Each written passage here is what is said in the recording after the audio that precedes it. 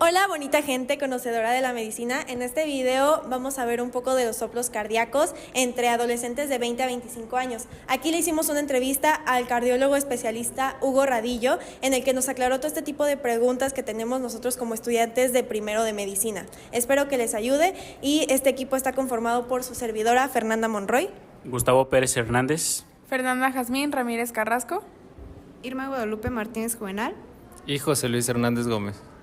Bueno, espero que este video sea de su agrado y comenzamos. Buenas tardes, le agradecemos por su tiempo.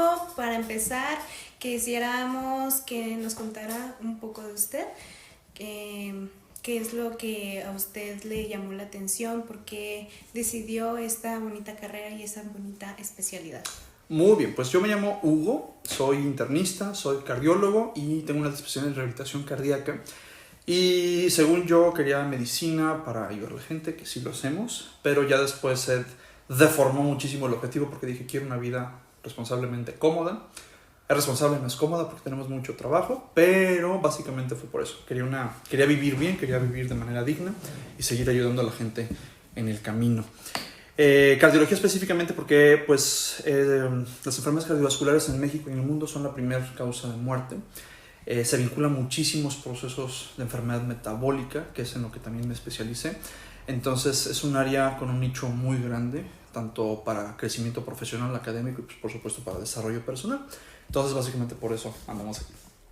Muy bien. Bueno, nosotros queríamos venir aquí para preguntarle a usted lo que es tema sobre el soplo de corazón. Uh-huh. Empezamos primero con mi compañero. Sí, para empezar por este tema, ¿cómo definiría un soplo cardíaco en palabras simples para que un paciente lo entienda más o menos? Yo al paciente le diría que un soplo no es una enfermedad. A diferencia de la creencia popular, un soplo es nada más literalmente un fenómeno acústico que ustedes pueden percibir con el antiguo amigo del médico, el estetoscopio. Los soplos generalmente se generan como, a través de turbulencias de algo que está fluyendo. Puede ser aire o en el caso del corazón, pues un líquido que se llama sangre que está transitando a lo largo y ancho de su estructura, ¿no? Cuando este líquido transita muy rápido a través de un espacio reducido, es cuando, si yo pongo un estetoscopio arriba, se puede percibir como, en lugar de un tum tum, tum tum, tum tum, como un tum shu, tum shu, tum shu. Entonces el soplo no es una enfermedad por sí sola, es el dato de que a lo mejor algo está estrecho o hay a lo mejor alguna alteración en la estructura del corazón que está obligando a que ese flujo transite de manera turbulenta y que si yo recojo esa señal auditiva, el ser humano lo interprete como un soplo. Okay.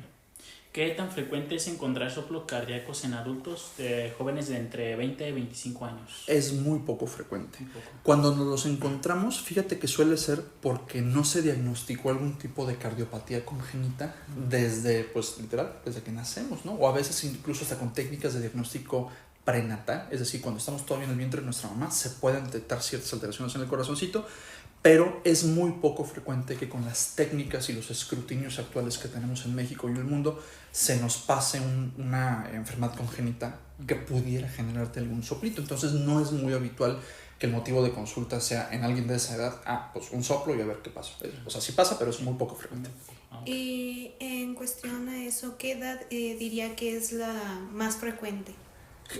Literalmente desde que naciste, o sea, 0 años, Okay. 0 días, o sea, en las 3 primeras horas, si tú quieres, puedes tú detectar el soplito si tienes el estetoscopio suficiente, pero realmente este tipo de cardiopatías que pudieran manifestarse a través de soplitos los diagnosticamos más bien con ecocardiogramas, porque así como yo con un estetoscopio puedo recoger ese ruido e interpretarlo como un soplo, con los ecos podemos ver ese soplo.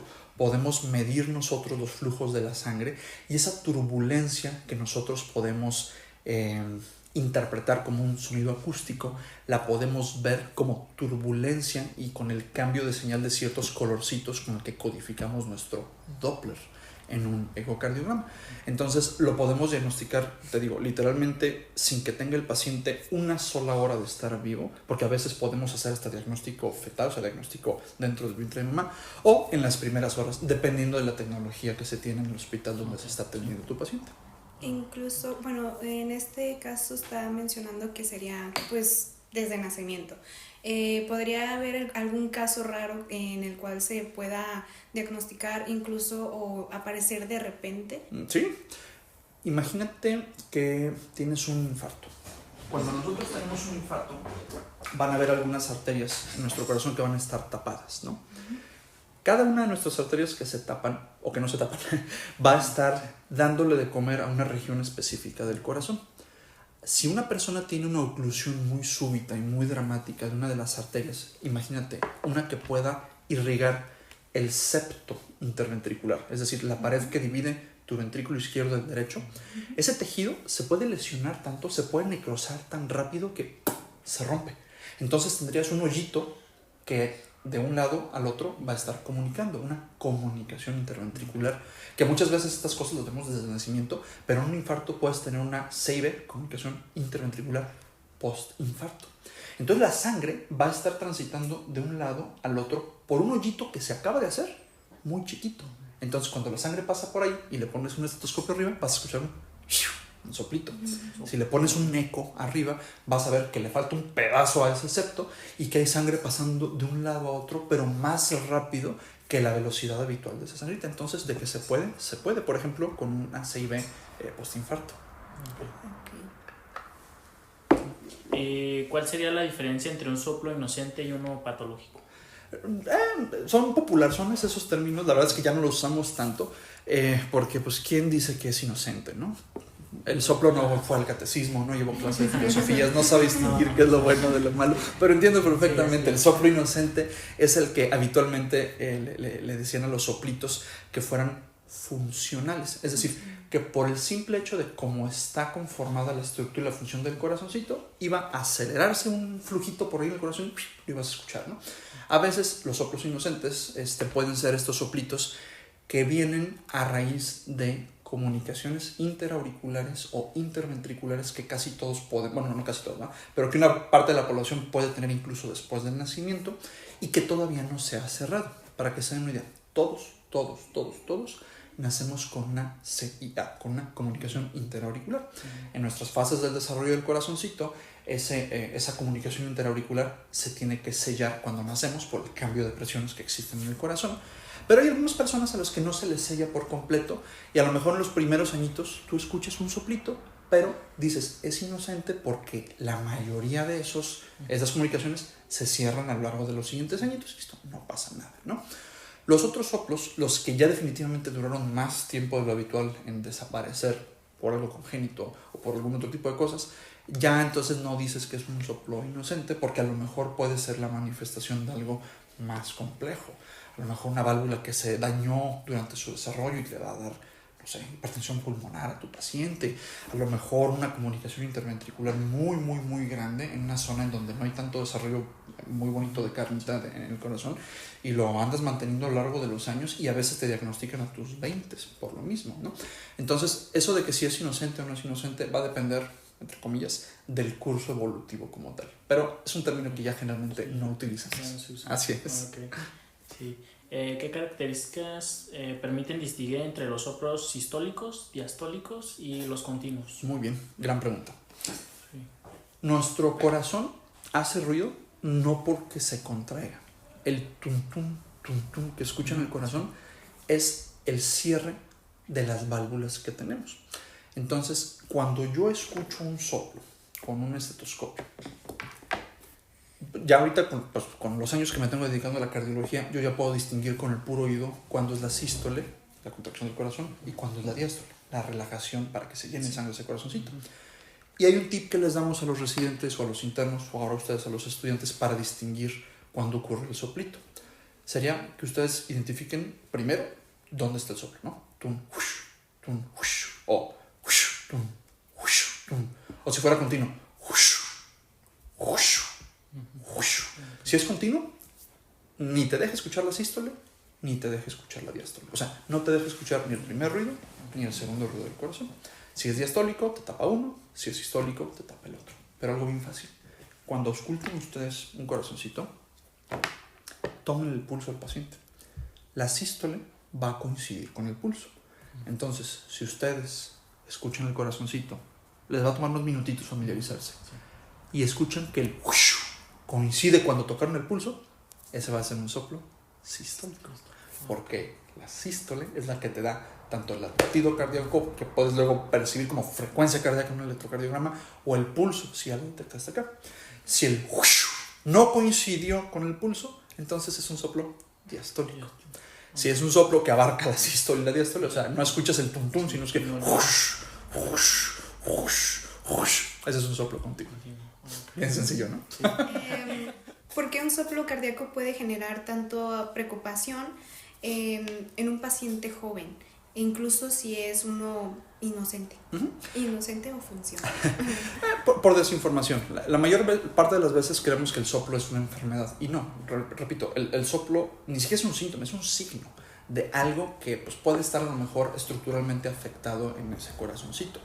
Entonces, cuando va el paciente al que le dijeron, se te escuchó como un soplito X, Y, Z, y se entrevista con un especialista en salud cardiovascular, un cardiólogo, una cardióloga, sea de pediatras, sea de adultos, le explicamos nosotros que, a ver, tranquilo, no es necesariamente una enfermedad, hay de soplos a soplos, y como ya estamos en 2025, si detectamos cuál enfermedad te causó ese soplo, la mayoría, si no es que todas, se pueden corregir relativamente sencillo.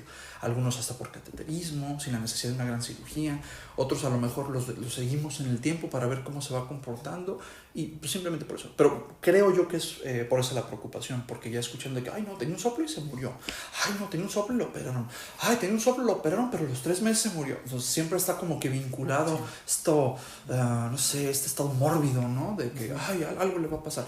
Creo yo que es por eso, por mucha desinformación con respecto a los soplitos. Sí. Bueno, ¿qué importancia sigue teniendo la auscultación? Bueno, nos comentó que pues ya es un método que ya no se utiliza, pero en este caso de la auscultación con un estetoscopio, en la detección de soplos en plena era tecnológica. No es que no se utilice.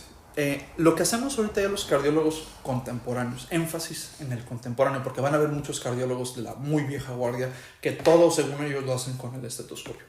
El estetoscopio en su tiempo fue algo buenísimo porque era de lo poco que teníamos nosotros para poder explorar el tórax. Ahora los cardiólogos contemporáneos invertimos en tecnologías portátiles como estos. Esto es un eco. Es un ultrasonido portátil que yo con una USB-C puedo conectar a mi tableta, a mi celular, a donde sea.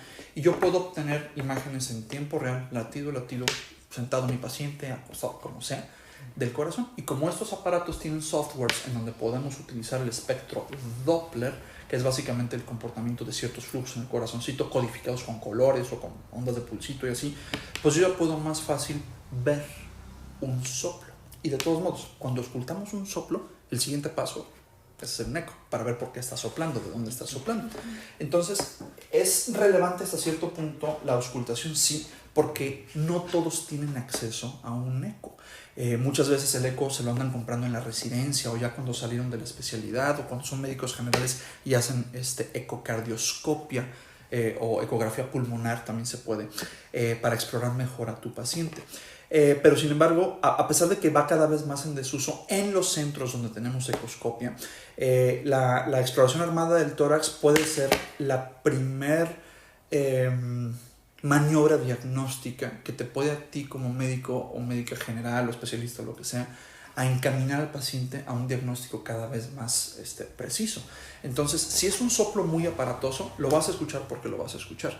Y aunque no sepas si fue sistólico, diastólico, o si lo escuchaste en alguna posición de alguna válvula en particular, tus guías te dicen, ¿le escuchaste un soplo? Hazle un eco. Entonces, aunque no lo hubieras hecho tú el eco en el consultorio, pero sí lo detectaste tú en el consultorio con un estetoscopio, el paciente termina en el caminito correcto para diagnosticarlo.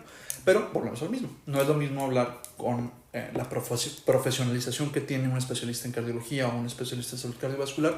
A lo mejor alguien que dice, bueno, ¿sabes qué? Yo no quiero ser cardio, quiero ser gine, pero sí me interesa tener un estetoscopio por cualquier cosa, ¿no? Desde para tomar una presión, ver si el paciente no tiene a lo mejor hay alguna tosecita que le está dando crépitos, o sea, sí sirve bastante, pero sepan que no es como tal el estándar actual de la exploración física. Ahora ya hablamos los especialistas de exploración física amplificada por varias cosas, y esto lo pueden consultar ustedes en artículos serios publicados. La curva de aprendizaje de cómo auscultar, no solo soplos, varios ruidos cardíacos, es muy larga para que puedan tener un rendimiento de diagnóstico aproximadamente del 50, 60 o máximo 70%. Rendimiento diagnóstico es el porcentaje de probabilidad de que con tu auscultación o con ciertas maniobras clásicas de exploración puedas tú iniciarle tratamiento a tu paciente o modificar el que ya tenía. A eso le decimos rendimiento diagnóstico. Muchas veces lo confunden con sensibilidad y especificidad. Está en primer semestre, no los quiero preocupar con eso. Pero cuando ustedes usan, e insisto, esto lo pueden consultar en internet en artículos serios, ecoscopia, comparando estudiantes de medicina con transcritos de cardio de muchos años de usar estetoscopio, el rendimiento diagnóstico es a veces hasta un 15% más en estudiantes que se les dio un curso de un fin de semana de cómo usar esta cosa para diagnosticar ciertas enfermedades con respecto al adscrito de muchos años de cardiología usando su estetoscopio. No significa que sean más buenos o que sean más malos, simplemente significa que las técnicas modernas de ecocardioscopia necesitan una curva de aprendizaje menor y te dan diagnósticos más precisos. Entonces, no es que ya no se use, claro que se usa el estetoscopio, pero en ciertos contextos ya más especializados, pues generalmente ya no utilizamos esto cuando tenemos ecocardioscopia o ecopulmonar en nuestros consultorios. Usted diría que, bueno, un médico general puede utilizar el estetoscopio, pero nada más para saber si es necesario mandarlo a un especialista o directamente tiene que ser al especialista. Sí, el estetoscopio te va a servir como un primer cribado, como un primer filtro. A ver, no le escuché nada malo, bueno, pues para que lo mando con el cardio, ¿no? ¿Sabes qué? Le escuché algo medio raro, no estoy seguro que sea, pues mejor me apoyo del que sí sabe. Y en la cardiología, es más, en la medicina contemporánea, tiene más valor el médico o la médica que dice, ¿sabes qué? No sé, necesito ayuda, que el que dice, pues vamos viendo a ver qué pasa. Entonces, es lo mejor que pueden hacer ustedes, reconocer cuáles son sus límites, sean estudiantes, sean médicos generales, sean especialistas de A y necesitas al especialista de B, porque solamente si aprendemos a trabajar en equipo y a reganar esta, dile tu humildad, yo le digo empatía, hacia con tu paciente y hacia con tu propia profesión, ¿no? Entonces sí, definitivamente te sirve como un primer filtro para saber cuándo lo mandas o cuándo no lo mandas. La siguiente pregunta. Cuando un médico detecta un soplo, ¿cuál es el siguiente paso para confirmar si representa un riesgo? Cuando nosotros escuchamos un soplo, hay que hacer un ecocardiograma. El ecocardiograma lo pueden hacer con equipos portátiles como el que les enseñé o con equipos modulares que son más grandes, pero a final de cuentas te va a dejar ver una imagen en tiempo real de cómo ese corazón está latiendo. Y no nada más ves el corazón, o sea, ves el músculo del corazón, pero también vas a ver las válvulas, que son las que generalmente soplan. Más frecuente que un defecto congénito, las valvulitas cuando tienen alguna enfermedad, son las que generalmente producen estos fenómenos acústicos que llamamos soplos. Entonces tú te puedes asomar al corazón y mira, se ve muy calcificada la válvula aórtica. Entonces ya después vas a medirla, vas a ver cómo abre, cómo cierra. Y si no abre muy bien porque está muy, muy calcificada, esto se llama estenosis aórtica. Y la estenosis aórtica entonces tú la mides con diferentes técnicas en el eco que tenemos para clasificarla en leve, moderada o grave. Y dependiendo de cómo la mediste, con ese eco decides si a ese paciente le toca cirugía, si a ese paciente le puedes cambiar la válvula a lo mejor por medio del cateterismo. Se necesitan más estudios para decidir eso, pero definitivamente soplo que escuchas, eco que haces.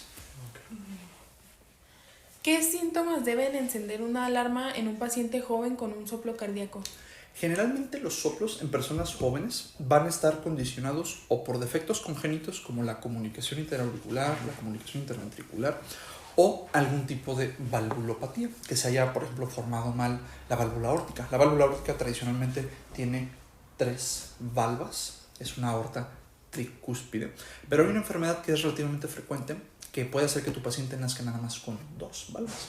Entonces esa aorta que es bivalva le decimos aorta bicúspide, y esta, por motivos que todavía no nos queda muy claro, se puede calcificar muy rápido, degenerar muy rápido, y a la tierna edad de 20-30 años esa válvula aórtica está cerrada como si fuera la estenosis aórtica de una persona de 70-80 años. Entonces, cuando hablamos nosotros de soplitos en este tipo de pacientes, sea por válvulas que están fallando o por comunicaciones entre dos cavidades del corazoncito, las aurículas o los ventrículos, el común denominador es que el paciente tiene fatiga temprana y o disnea. No es lo mismo. Fatiga temprana es que tu paciente trata de, no sé, subir escaleras como antes lo hacía y, ay, espérate, ya voy en el primer piso y ya me cansé. Pero luego, ¿sabes qué? Es que no es que estoy cansado, siento que de veras me está faltando el aire, que no me está entrando. Estos suelen ser datos de insuficiencia cardíaca. La insuficiencia cardíaca tiene muchas causas, las valvulopatías son una de ellas, y suele ser la primera como señal que nos dice, oye, ¿sabes qué? Algo anda mal en el corazón o en la forma en la que el corazón redistribuye sangre a todos los demás órganos. La otra pueden ser arritmias. Una muy buena parte de los pacientes que tienen alteraciones congénitas o ya valvulitas afectadas pueden llegar a ser que el corazón a veces lata más rápido de lo habitual o a veces más lento de lo habitual. Cuando el ritmo natural del corazón no se mantiene es cuando usamos muy ampliamente el término arritmias. Palpitaciones, a veces hasta se pueden desmayar cuando los corazoncitos laten muy despacito y el paciente quiere hacer una actividad de mucho ímpetu físico, a veces no le da el corazón para satisfacer esa demanda metabólica y puede venir un desmayo durante algún tipo de actividad. Entonces generalmente el síncope, la disnea y la fatiga temprana suelen ser como los datos de alarma que te dicen, estás muy joven para esto, mejor que te revise un cardiólogo. Trae un soplote, eco, mira, trae una comunicación interventricular, perfecto, y ahí empezamos a tratar. ¿Puede un soplo ser asintomático y aún así representar un riesgo para la salud? Puede ser asintomático, sí, pero no necesariamente en ese momento riesgo. El riesgo va a ser si no haces nada por ese soplo, si no lo vigilas con el tiempo. Por ejemplo, les puedo garantizar que si yo ahorita agarro mi eco y te hago un eco a ti, o me lo hago yo, a los 4 nos vamos a encontrar con un soplito chiquitititito en nuestra válvula tricuspidia. Todos nacimos con una insuficiencia tricuspidia leve, muy chiquita, y es funcional. Pero es tan chiquita que si yo te pongo el estetoscopio, no te la voy a escuchar. Ese es el problema también del estetoscopio. Las insuficiencias valvulares que apenas van empezando, no las puedes detectar tan fácil y a veces ahí se te va el paciente años y años y años. Llega a los 20 y tantos y ¡ay! Traes un soplo. ¿Quién fue el burro que no te lo...? No, espérate. Estamos trabajando con aparatos que la mayoría son como estos. O si usas un estetoscopio más profesional como el mío, puedes literalmente subirle el volumen. ¿Sí están grabando con esta, verdad? Sí. Puedes subirle el volumen. Pero, independientemente de eso, ese es uno de los grandes déficits que tienen los estetoscopios. Depende no tanto de la... Como dicen, no es la bomba, es el bombero. Si tú no tienes esta curva de aprendizaje, si no tienes un oído muy entrenado para detectar un soplo chiquititititito, el paciente se te puede ir. Con un eco lo vas a ver. ¿Y qué es lo que vemos? Vemos nosotros con el Doppler que cuando la válvula tricuspidia, estoy hablando de la insuficiencia tricuspidia con la que todos nacimos, cuando la válvula se cierra, tú le pones el eco y alcanzas a ver colorcitos. Con el Doppler la idea es que tú vas a ver colores rojos y colores azules. Cuando hay turbulencia, estos rojos y estos azules se mezclan ahí. Y vas a ver verdes, anaranjados, magentas, turquesitas, amarillitos, blancos a veces. Entonces, a paciente que yo me asomo a ver a su válvula tricuspidia, me voy a encontrar ese mosaiquito de varios colores, pero chiquitititito. ¿Le escuchas? Nada. Pero a lo que voy es justamente eso. Cuando son chiquitos, esos soplos no representan verdaderamente un riesgo, pero necesitas seguirlos en el tiempo. Con la excepción de la insuficiencia tricuspidia, que repito, todos nacimos con esa cosa, simplemente por la manera en la que el corazón se contrae. El ventrículo izquierdo se tuerce de abajo para arriba muy padre, pero el ventrículo derecho, que es en donde está la válvula tricuspidia, lo más que hace es esto. Es un movimiento chafa, horrible, muy ineficiente para contraerse, pero aguanta mucho volumen, por eso más o menos la libra a lo largo de la vida del ventrículo derecho. Pero por ese movimiento raro que hace el ventrículo derecho con respecto al izquierdo, la valvulita, uno de los velitos de la válvula tricuspidia se queda un poquito más abajo y regurgita un poquitito de sangre. Pero sí, cuando no hay síntomas, a veces no hay tanto problema, pero no se trata de dejarlo que tenga síntomas cuando tenga algún otro tipo de valvulopatía, alguna comunicación interventricular o algo por el estilo. ¿Cuáles son las principales causas de soplos en adultos jóvenes aparentemente sanos? Aparentemente sanos, enfermedades congénitas, lo que ya les platicaba. Comunicación interauricular, comunicación interventricular, válvula aórtica bivalva, que en lugar de 3 haya nacido nada más con 2 valvitas. En México, aunque digan que ya no existe, falso, todavía hay algo que se llama fiebre reumática.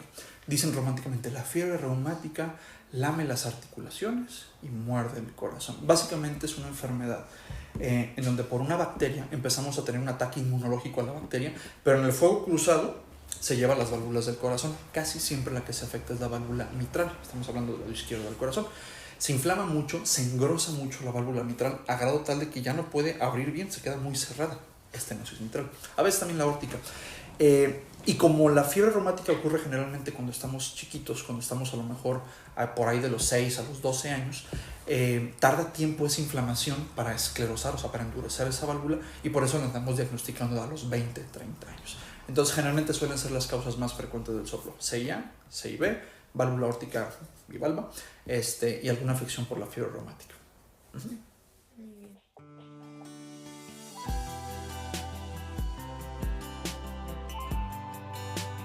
Nuestras preguntas hacia usted es: ¿qué papel juegan las cardiopatías congénitas como la válvula aórtica bicúspide o el prolapso mitral en este grupo de edad? ¿En qué grupo de edad? De 20 a 25 años. Joven, ok. Jóvenes. Sí, pues, como comentábamos hace ratito, verdaderamente no es tan frecuente verlos en este grupo de edad, ya, porque los diagnosticamos generalmente mucho más temprano. Pero cuando sí alcanzan los chaparritos a pues, pasar desapercibidos con este tipo de valvulopatías, el impacto en la clase funcional de los pacientes puede a veces ser bastante deleterio, en el sentido de que tú esperarías a lo mejor que un chavo o una morrilla ahí de, no sé, 16, 18 años pueda tener cierto desempeño deportivo, ¿no? O a lo mejor de que esté haciendo muchas cosas porque ya va a entrar a la universidad, bla, bla. ¿Y qué es lo que pasa con estas valvulopatías? Pues generalmente pues, les tumban esa calidad de vida porque se cansan muy rápido, se congestionan en el sentido de que pueden hacer un poquito de acúmulo de líquido en los pulmones y esto luego les causa disnea. La congestión pulmonar luego puede progresar a algo que llamamos edema agudo pulmonar y a veces hasta los hospitalizamos. Por ejemplo, en el caso del prolapso de la válvula mitral, hay algunas variantes que hasta le dicen síndrome de Barlow. El prolapso de la mitral a lo largo de mucho tiempo puede generar fibrosis del tejido que está cercano a esa valvulita, y la fibrosis en el corazón puede después generar arritmias que a veces pueden ser muy peligrosas y muy preocupantes. Entonces le agrega una capa extra de complejidad y de malas noticias al desenlace de estos pacientitos. Entonces, por eso la importancia de lo que ya se está haciendo actualmente en México, detectar de forma temprana ¿cómo se dice? Pues en los hospitales, cuando nacen los bebés, en el departamento de neonatología, este tipo de alteraciones para darles solución antes de que verdaderamente empiece a quitarles calidad de vida a los pacientes. En el sentido de que muchos de ellos incluso se pueden operar estando chiquititos, se les ponemos sus prótesis en esas válvulas y el resto de la vida la pueden pasar relativamente bien siempre y cuando se sigan cuidando. Ok. ¿Existen algunos factores externos como el ejercicio intenso o la fiebre que puedan generar soplos temporales sin que haya enfermedad? Como tal, no. Más bien, tuviera que haber una enfermedad antes como para que con la fiebre y con el ejercicio intenso pudiera haber a lo mejor un soplito como tal. Pero si el paciente está previamente saludable y hace ejercicio, le da fiebre, no debería de haber como tal un soplo.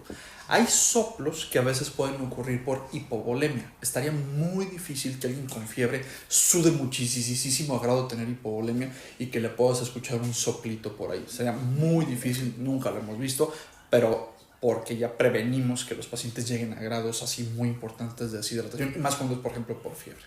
Okay. Si un soplo resulta inocente, ¿qué seguimiento o cuidados recomienda usted?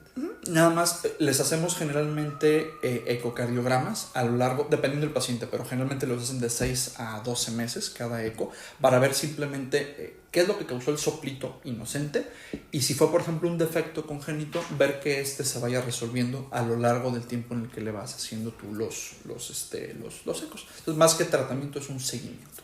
Okay.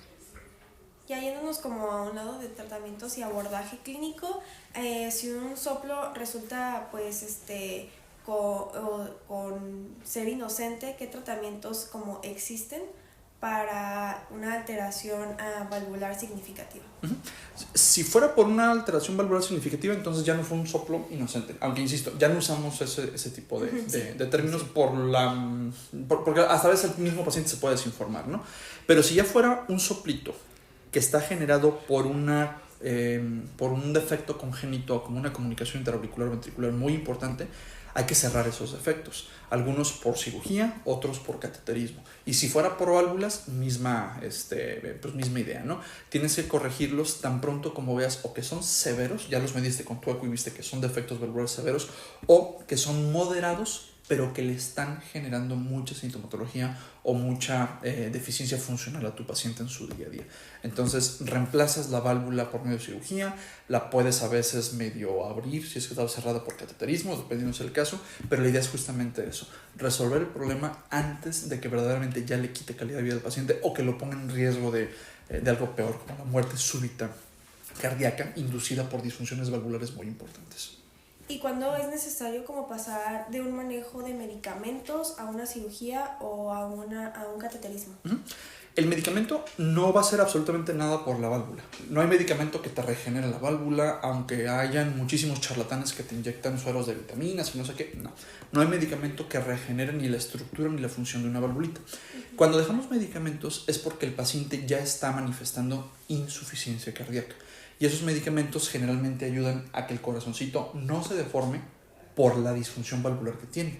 Le dejamos medicamentos que ayuden, por ejemplo, a evacuar más líquido del que el paciente no puede manejar. Diuréticos, por ejemplo, que evitan que ese líquido extra que se está, más bien que no se está evacuando por la disfunción valvular, pues ya no se acumula en el pulmón. Pero como tal, el medicamento no resuelve para nada el problema de la válvula. Entonces, lo que hacemos es, mientras estabilizamos los problemas que tenga clínicamente el paciente, como la dificultad para respirar, alguna arritmia, qué sé yo, tratamos de llevar de forma segura, pero rápida, cuando se necesite, a una cirugía, porque la cirugía generalmente lo que hace es reemplazar la válvula que no está funcionando bien por una prótesis, sea por cateterismo o sea por una cirugía convencional.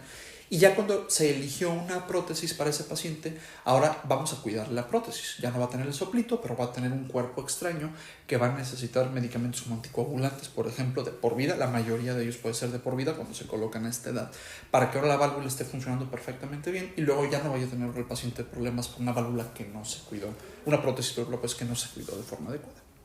¿Y cómo podría ser como algún consejo que le daría pues a estos adultos jóvenes del diagnóstico pues del soplo? O sea, cómo cuidarle su corazón o normalmente alarmarse de más, o sea, ¿en qué situaciones? Lo que tratamos de hacer es que los pacientes estén recibiendo recursos informativos a través de especialistas bien letrados en la materia. Porque nuevamente muchas veces pueden meterse a redes sociales y estos 3 ejercicios te recomiendo si tienes un soplo y no sé qué cosas. Entonces a veces mucho de lo que hacemos es reforzar el hecho de que tienen que consumir recursos educativos a través de fuentes validadas, o sea, fuentes que verdaderamente hayan estudiado. Dicho eso, hay que quitarnos también el miedo, porque esa misma desinformación puede hacer que el paciente entre en un duelo, a veces innecesario o a veces prolongado de más. Es normal tener un duelo con este tipo de condiciones, pero se deprimen o se ponen muy ansiosos por cosas que a lo mejor no representaban verdaderamente un riesgo en su caso en particular. Por eso la importancia de ir con un médico o médica que esté pues, bien estudiado en esta cosa y que le pueda dar consejos. Y cuando hablo de que se vayan quitando el miedo, es que sepan que la mayoría de los procedimientos que les podemos ofrecer son muy seguros y muy efectivos cuando los hacemos en tiempo y en forma. Son procedimientos muy vigilados, son procedimientos, insisto, a veces de muy cortita estancia hospitalaria, son procedimientos que la mayoría de las veces les permite tener vidas prácticamente normales, pero que sí o sí va a necesitar de su parte. Así como el médico o la médica va a operar, dar medicamentos, bla, bla, el paciente va a requerir cuidados específicos, particularmente para que esa prótesis que le puedan poner o lo que sea, no vaya a disfuncionar. Entonces es eso, luchar contra la desinformación y que el seguimiento sea constante sin que intervenga el factor del miedo innecesario. Estar dispuestos a... Definitivamente. Ya como para finalizar, doctor, ¿qué mensaje le daría pues a la población de jóvenes sobre la importancia de los soplos y a base de esta desinformación que se va generando? Si les dijeron que tienen un soplito no está de más pedir una segunda opinión con una o un médico especializado. Alguien que les pueda hacer un eco, alguien que si aún haciéndoles el eco recomienda algún tipo de estudio complementario para mejor tomar decisiones, hagan caso ahí. Solamente cuando ya vieron que el médico o la médica que le está atendiendo está efectivamente certificado en esto. Ya cuando entonces tenemos la verificación de que si hay un soplo y la causa de ese soplo, seguir las recomendaciones de esta misma figura especializada va a ser lo mejor que pueden hacer.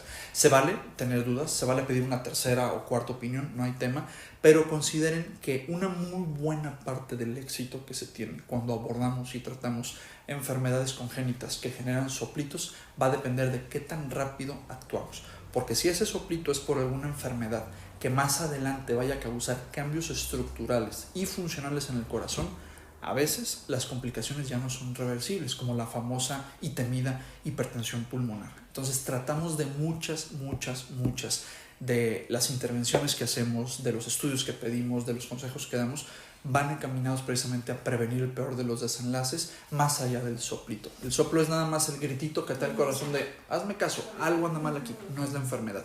Pero a partir del soplo podemos nosotros contribuir a que el paciente viva más y viva mejor.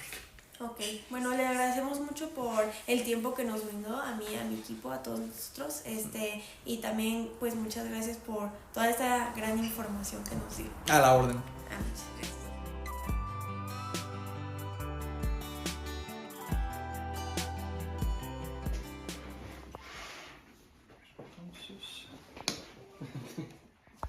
¿Fumas algo así? ¿O es mejor que alguien como... No, vamos viendo, no te quito la intención, porque la idea es que el corazón se puede ver así perfectamente.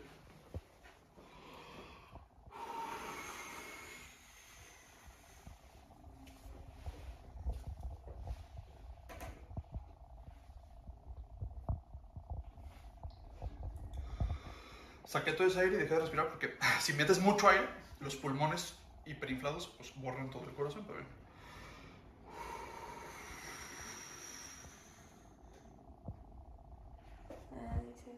Válvula aórtica, ventrículo derecho, septo interventricular, ventrículo izquierdo, válvula mitral, aurícula izquierda. O, más fácil, el corazón. Si se los pongo así el corazón, pues sí me pueden decir qué cavidad es cada cual, ¿no? ¿Esta qué sería?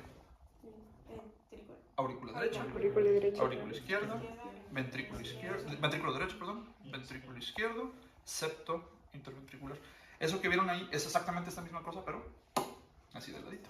Entonces, si se los pongo así.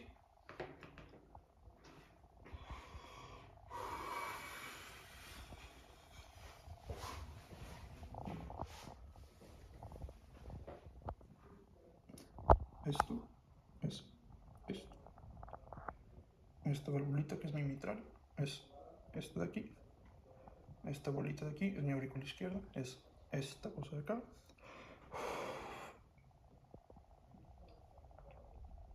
Esto negro de aquí, todo lo negro es sangre, es mi ventrículo izquierdo, y esto que en gris es mi septo que divide el ventrículo derecho del izquierdo, o sea es esto de aquí. Entonces es que se ve así. Es como el tabique intraventricular. Exactamente. ¿No? De hecho, tú lo vas a hacer. Ah, yo lo hago. Sí, para que vean que es bien fácil entre estudiantes hacerlo. Pero, ¿cómo funciona? Fíjate. Esta marquita va a ser como nuestro segundero del reloj y siempre tiene que estar apuntando hacia el hombro del lado derecho.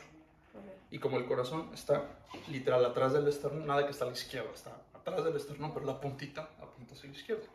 Entonces te lo vas a poner del lado izquierdo de tu esternón, pero con este foquito apuntando a tu hombro. ¿Y tengo que respirar o algo así? Vamos viendo. Sí, a lo mejor se ve normal así. Ahí.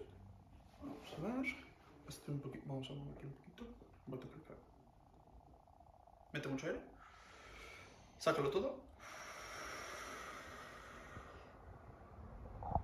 Está bien.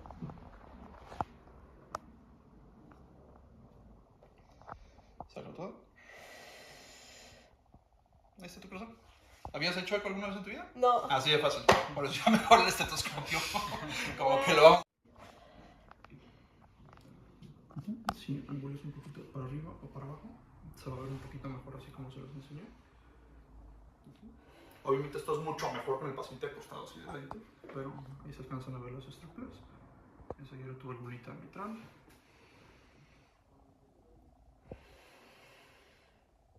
Esto. Aurícula izquierda, válvula mitral, ventrículo izquierdo, válvula aórtica y miembro. Si le ponemos color, se van a ver azules y se van a ver rojitos. Cuando hay soplos, se ven como mosaiquitos de color entre azul y rojo.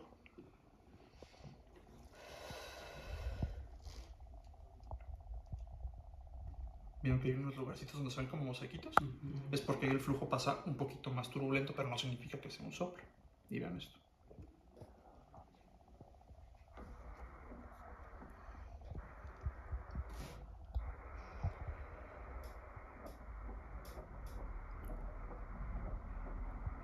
¿Me escuchan? Es como un estetoscopio, ¿no? Sístole, diástole, sístole, diástole, sístole, diástole. Ahí se aceleró porque ya le está faltando los... ¿Escucharon? Okay, eso es normal, eso siempre pasa. Baja el oxígeno, el corazón dice, ok, llegó poquito oxígeno, late más rápido, cabrón. Ahí empezó a... Pero por eso es mucho mejor enseñar medicina y practicar medicina literal con un corazón latiendo enfrente de ustedes. Wow. Muchas gracias.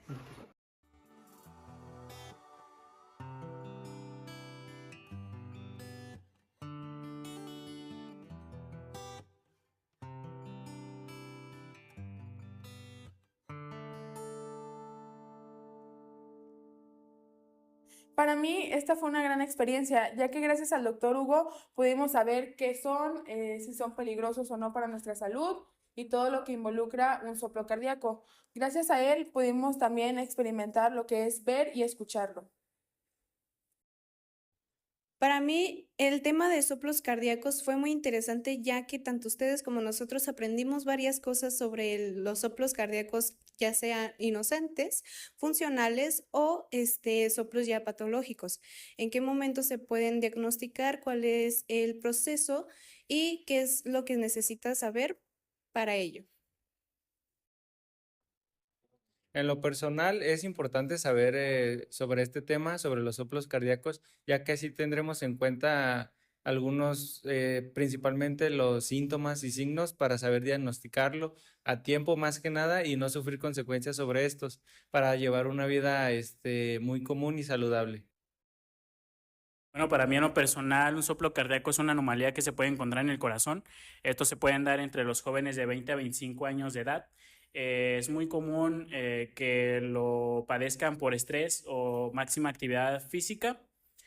Es necesario que estos jóvenes hagan evaluaciones clínicas una vez a la semana para diagnosticar que no tengan un soplo cardíaco o una anomalía en el corazón y así procedan su vida feliz. Bueno, para mí esta experiencia fue muy enriquecedora gracias al doctor Hugo, que nos enseñó más, que nos dio más aprendizaje, nos hizo tener más dudas y sobre todo más conocimiento sobre este tema de los soplos cardíacos y que la mejor prevención para todo este tema sería la prevención para adolescentes, aunque sea un soplo inocente o ya sea algo más grave. Entonces, también le agradecemos mucho y no olviden seguirnos en nuestras redes sociales, aquí en Instagram.